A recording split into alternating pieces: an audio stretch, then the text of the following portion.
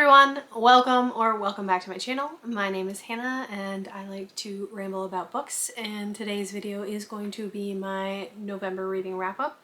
November was honestly a really good reading month for me in terms of both quantity and quality. I feel like every single book I read this month I at the minimum liked, but a good majority I loved / was obsessed with most of them.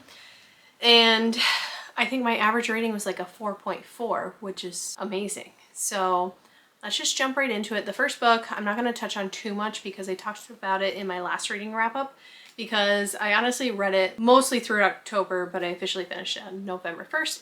That's Not Quite Dead Yet by Holly Jackson, which was her latest mystery thriller. I really did like that book. I gave it 3.5 stars. I ended up listening to that book, which I honestly don't recommend because personally I didn't like the narrator. I honestly feel like I would have rated it maybe a little bit higher if I did, but just at times her voice really got on my nerves. So I feel kind of bad that that affected my rating, but it is what it is. Again, if you want to hear more about that, you can check out my last reading wrap-up video. But moving on, the next book I read in the month of November was Broken Fae by Caroline Peckham and Susan Valenti, and this is the 4th book in the Ruthless Boys series, so I only have one more to go, which I am currently in the middle of, so that should be in my December wrap-up, and I am so excited to finish this series. But I am still obsessed with the series and loving it, and loving the direction that things are going in. This was so good. 5 stars for this one as well. These women, I don't know how they do it, but they just do it. And I did end up picking up their newest release, which was Hollow, which is not set in this universe. It's a completely separate story and a new universe, new everything. So that I'm super excited to jump into as well. But yeah, amazing. If you haven't read this series and you do love these authors, I highly recommend it. And next up we have Bonds of Hercules by Jasmine Moss. This one, I think this one was in the random number generator video. So if you want some more in-depth thoughts, go check out that video. But anyway, I really loved Blood of Hercules, and I also love Bonds of Hercules. I was so obsessed with this book. This is the Villains of Lore series. There is going to be a 3rd book. I don't know how much we're going to be focusing on our main character that we've been following for these past 2 books, because there is a new character that gets introduced at the very end. And it sounds like we're going to be following her for the most part, but our main character Alexis is still going to be in that story because she is also going to the same place. So I'm just interested to see the weight of how much we get of Alexis still versus this new character, because honestly that might skew my ratings for the next book, but we shall see. Anyway, back to this book. Obsessed. It's 5 stars. I can't say too much because it's the 2nd book in the series, so I don't want to give away any spoilers, but if you love a man who is just utterly obsessed in the best way, maybe not even the best way, but mostly in the best way, then you'll love this book. Like, it was fantastic. It's funny too. Like, this book has me laughing half the time, which it's fun. Like, you have your serious moments and then some lighthearted moments. It's just a good mix of everything, and I love the series. I love Jasmine Moss. I know she has another series she wrote. I think it's Psycho Shifters or something like that. I might check it out. Honestly, with how giant my TBR is, and because I have a giant book buying problem, who knows? I might be lying and I might not ever get to that series. But for this series, I am obsessed, and I am so excited for anything else she decides to release. Next up, we have What Moves the Dead by T. Kingfisher. This is the first ever T. Kingfisher book I've ever read, and I did really like this. It's really short. I think it might even be considered a novella. I honestly don't know what constitutes a novella versus an actual novel, but this is just a fun, quick horror story. It is based on the Edgar Allan Poe story of the Fall of the House of Usher, which I honestly haven't read much of Poe's work, but I have watched the Michael Flanagan adaptation of that. That's obviously way more modernized, but I did love that show, so I love the inspiration. So it's kind of nice to have another version of that story, I guess is what I want to say. So I gave this one 3.5 stars. This was also in that number generator video. So again, if you want to see more in-depth thoughts about this one, go ahead and check this out. But this, if you like horror, not quite body horror, but a little bit, it's definitely based on the cover, if you can imagine. It does have to do with some kind of a fungus thing. So very interesting, especially if you like watched or played The Last of Us. Similar to those vibes. So again, if you like that, it's just gonna be way less action-packed, honestly, than The Last of Us. I would recommend this. There is a second book, so I do look forward to checking that one out. I'm interested to see if that's just a completely different story or if we're still following some of the same characters or not. So, but I will eventually get to that one. I did have a lot of fun with this one. These next two I'm just going to talk about together because they are in the same series, and that is Lore Olympus Volume 6 and Volume 7. If you guys have been with me since I started this channel, which wasn't that long ago, it was earlier this year, I started the series this year and I have been obsessed with it, and the obsession is continuing. So Volume 6 got a 5-star for me and Volume 7 got a 4.5-star for me. So Volume 6 was so phenomenal. Again, I think I talked about this in my number generator video because I did add this in as well, and it was amazing. We start to, I'm going to try to avoid spoilers, but we start to dive into some of Persephone's past traumas from when she was younger and something that happened early on in the series as well. And she starts to face them and confront them and try to confide in people. And then we get that continuation into this book. That continues on into this book, which is great. This book also has another element going in. Again, I don't really want to say what because I don't want to spoil anything, but I feel like the end of this book, by the end we're still involved in that. So that is the only reason this isn't a 5-star, because I just kind of wish we wrapped up that part of the storyline.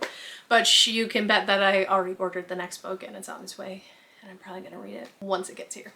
So still obsessed with this series, highly recommend it, especially if you've been interested in trying out a graphic novel series but you don't know where to start. This is a super easy one to do.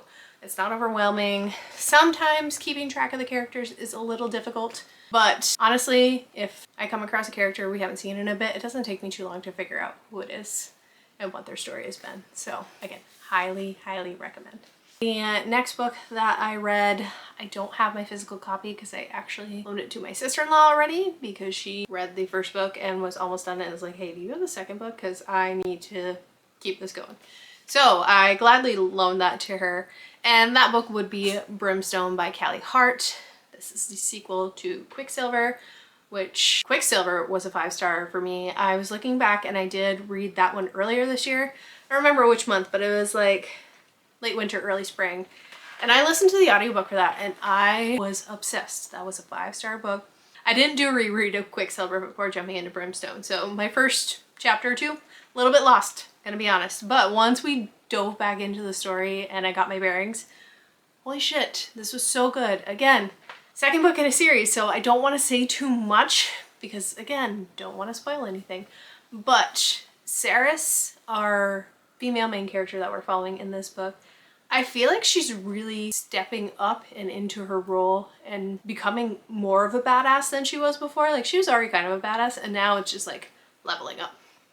And then her relationship with our main male character is just like evolving and it's beautiful.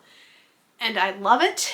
And this book did make me cry at one point. Like, I was so upset during this one scene. I was sobbing. I was upset. Once it was done, this thing that happened, I had to stop reading. And I was so close to the end too, because this thing happens so close to the end, but I just couldn't read on. I needed a break and I finished it the next morning. And it was funny because my best friend read this book around the same time and I ended up finishing before her. So she got to that part and she's like, I need a break. And I'm like, that is totally fine because I had to break too. So I honestly feel a little bit validated and less ridiculous for getting so upset over that scene. And then the motherfucking ending of that book, like, talk about a fucking cliffhanger. And now I have to wait again. Who knows how many months? Well, actually, I think we do know because I think we have a release date as long as it doesn't get pushed back. But it was nuts. It was nuts. Oh, it was so crazy and I was obsessed. If I didn't say it already, this was 5 stars. I highly recommend both these books. I really hope this momentum continues. And the next book is another 5-star. I'd even be fine with a 4-star, but right now this is so far a 5-star God tier series as long as we keep this momentum going. Okay, I feel like that was a lot of words. And then the last book I read in the month of November was Long Live the Pumpkin Queen by Shay Earnshaw. This was also partially in that number generator reading vlog. I didn't end up finishing this in that vlog. I was really close, and then Brimstone came out, so this got put on the back burner because I needed to devour Brimstone. I also didn't say this. Brimstone, I actually did an immersive read for my first time too, so I had the audiobook and the physical. I started with the audiobook because my physical didn't come in on time, unfortunately, and then obviously on my commutes I would listen to that, but when I was at home reading, I was doing the immersive read, and that's the first time I did it, and I really do like it. I did realize that apparently my reading speed is faster than my listening speed, which I did not expect. Pleasant surprise, honestly. But it was kind of nice to follow along and listening to the characters' voices, especially if you have good narrators in your audiobook. So if you haven't tried it, I would recommend giving it a shot and seeing if you like it or not. But anyway, back to this book. Again, this one keeps getting thrown on the back burner for Brimstone, but this is obviously a Nightmare Before Christmas inspired story. This is following Jack and Sally after the events of the movie. They are married. She is now assuming the role of the Pumpkin Queen, but our girl Sally is just an anxious little introvert, and she doesn't like all this new attention that she's getting, and she's not quite sure if she likes being in this role of a queen. With all the attention, all the decisions she has to make, she just wants to stay at home with Jack and just love each other and have a family and all that good stuff. Something happens though where she ends up wandering into the woods where you have all those other holiday trees, and she wanders deeper into those woods and finds a new door and accidentally leaves this door open, which unleashes someone from this new town that causes a problem. And it leaves her to be the one to have to fix that problem. And that's really all I'm gonna say. I really like this book. I thought it was so cute and like heartwarming, and because like I've seen the movie obviously, it was really easy to visualize this. I forget what it's called. I think it's called aphantasia, where I can't picture things really in my mind very well. So if I'm reading a book and I have like no point of reference to what these look like other than the words on the page describing them, there's nothing up here, which is really unfortunate. I'm really jealous of people who can do that. But anyway, because I have such a good point of reference for any characters that were in the movie, I could see them clearly. For any new characters, it was a little harder to conjure them up in my mind, but at least I had like a point of reference and could kind of summon something in my brain, which was good. But anyway, I ended up giving this 3.5 stars. This was just a fun, cute YA. If you really liked the movie and you love these characters, I think you'll like this.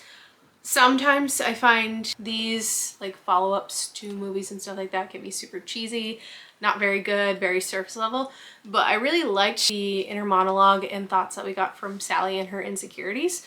And if you're someone like, that's super relatable to me, so I think that's why I really enjoyed this book, even though it's just like a little Disney movie follow-up that's a YA. I thought it was fun.